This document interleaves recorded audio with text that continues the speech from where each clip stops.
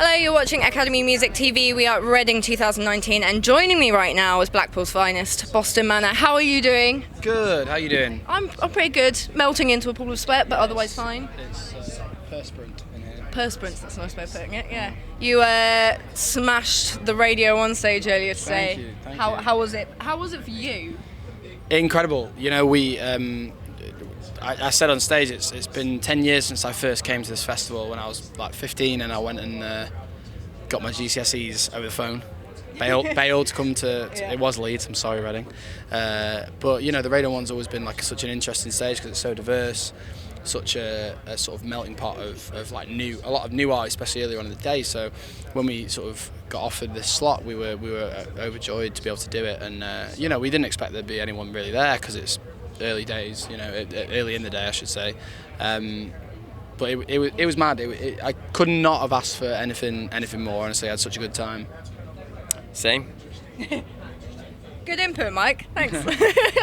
And so when I first interviewed you 4 years ago, you had one EP out, and you were playing quite small venues around the UK. And now, obviously, you're on pubs, pubs. Pubs, yeah, if you can class them as venues. And now, you're on the radio on stage at Reading.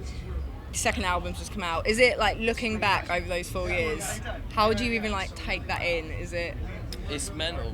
We said goodbye to probably the van that we used to go on that tour the other day, and that van, I guess it was more the significance of the van was more the fact that it was our home, and it was our means of playing outside of Blackpool.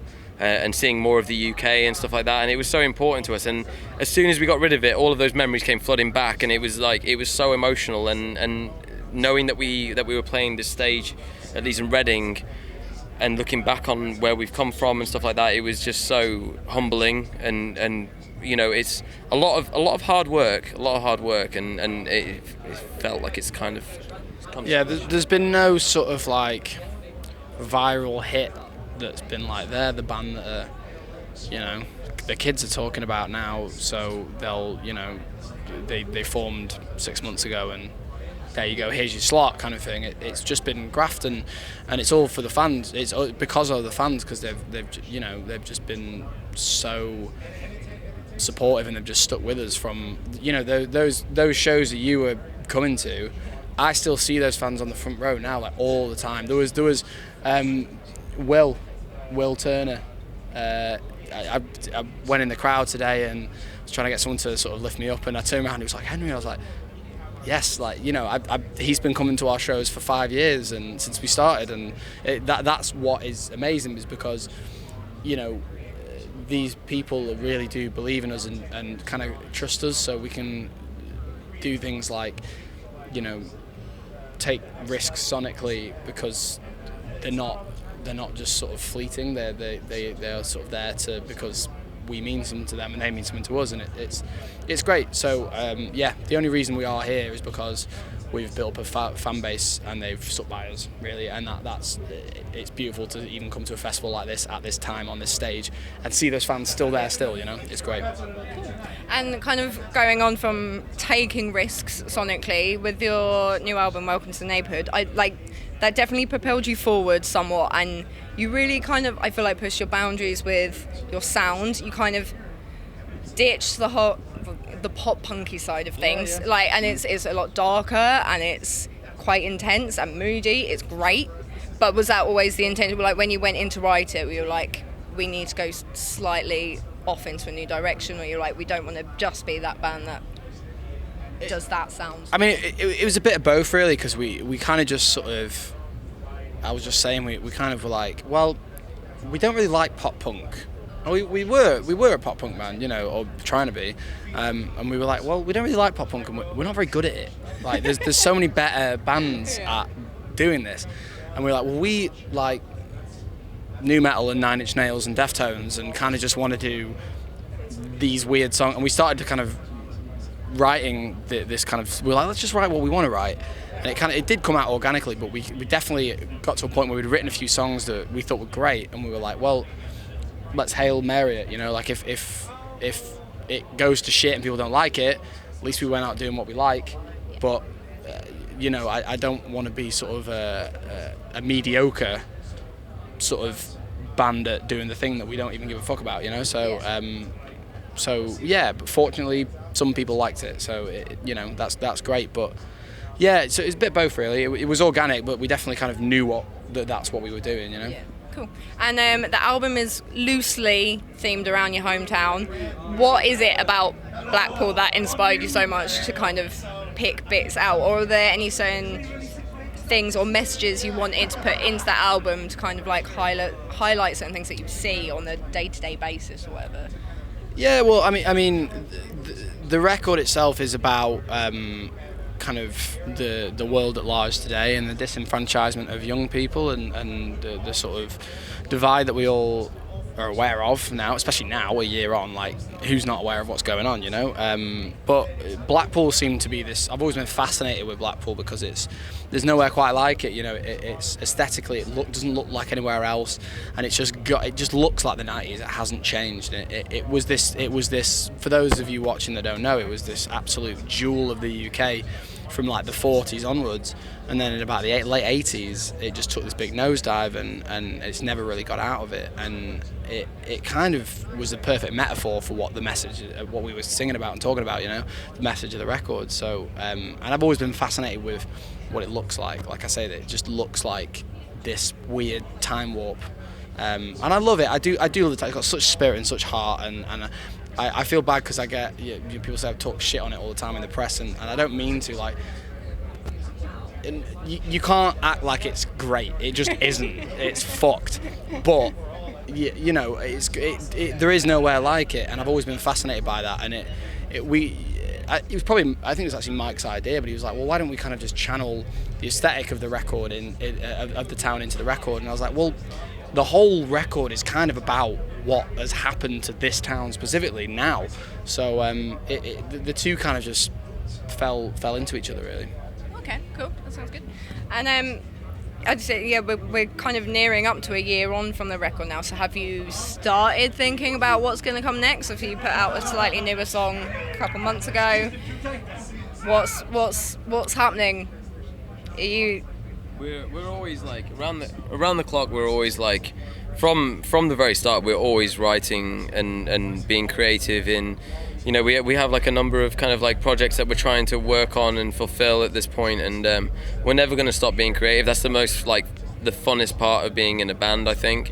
You know, like even though we really love and enjoy touring and stuff and meeting people, like we do find so much more comfort behind the closed doors and, you know, like recording in a studio and stuff like that. So we're always going to be creating, but at the time being, like, we don't really, you know, we're just kind of just like riding the wave, yeah. Fair enough. And you've been out in the States a lot, obviously doing some big shows with The Day to Remember. Like playing like those big arenas and big venues as the opening band, has it kind of made you think at all about your set and your performance and how you do things? Obviously you've got the big tour coming up as well. Has it kind of put any ideas in your mind? Like, what's it like being that band on that tour? It's a challenge. It can be a challenging slot because, you know, you're going in dry. Like no one has like there's not been anything before you. They've just got there. They're not like necessarily like ready to go. So you've really got to sort of put the work in at times. Fortunately, the Day to Remember's crowd are fantastic, and you know, we had a really good time. We were very, very lucky to do that tour, and it was awesome. Like, it was so sick. But I like to say that Boston Manor at this point is a band that can play in an arena and in a basement, and I think I never want that to not be the case. Like, the five of us can plug in and play anywhere with no monitors, because that's what we did for years. Like, we don't need anything. We just need like 3 guitars, drums, and a mic, and that's it. But we're now sort of starting to get comfortable playing these bigger spaces, which is cool, and it was a challenge at first, but without trying to sound arrogant, you know, the first big show that we did, like, of that scale, was we did Main Stage Download last year, and I felt so at home, like it because the music that we've been writing is definitely, and it wasn't conscious, but we kind of realised that it kind of suits being on that bigger stage, and I love it. It's something new, and it's kind of nuts that you even get to do that. Like, if you told me even a couple of years ago that I would have got to do that, I would have told you to get fucked. So it's crazy. But yeah, I like the idea that we don't rely on the shininess of production, that we can play anywhere. You know, that's my aim. Cool. And you've obviously got the tour coming up in a few months now. What can people expect from it? What are you gonna bring? Our A game, baby. What are you saying? Lots of people in a very small, sweaty environment, and it's going to be like the old days where we used to just rock up and play a DIY venue, and I think that's going to be it's going to create the adrenaline, the excitement, you know, that, and it's going to be nice to get back in touch with the UK, because like Henry said, we've been away for so long, and it was nice coming back here, playing this festival and having such a warm reception back. You know, people weren't like, where the fuck have you been? They come back and they see us and they give such a warm reception. And then I think like hitting these towns that a lot of them we've never even really been to before, hitting the size venues and stuff like that, I think we're just all going to be able to have a good time and really connect with the UK, like all of our fans that are somehow still love our band, even though we've not toured here that much. So yeah, it's going to be really cool. Cool. And finally then, like, I mean, things have been going pretty well for you anyway, but where is like your big goal? Like what's the big one for you? It's hard to say, because if I say something like, you know, it's the Manchester Arena, you know, that's great, but what does that mean? Yeah. You know, like, is it ticket sales? Because if it's ticket sales, you know, there are people that can sell those tickets that I don't think have the integrity that we have, because at the end of the day, it's your own personal art, isn't it? Like, I've thought about this a lot, because I get asked this all the time, and it's a really hard question to answer, because I don't want to set like a benchmark, because then, you know, we're probably never gonna be the headliners in an arena, and that's fine, but that doesn't mean that what we have done is any less than bands and artists that have done that. My only goal is just to be completely genuine in our art and whatever we do, and to always give 110% on stage every single night, and to never compromise in what we do, but also to just be loyal to our fans, because they've always been so loyal to us. That's like kind of my little manifesto, I think. But what else can you do?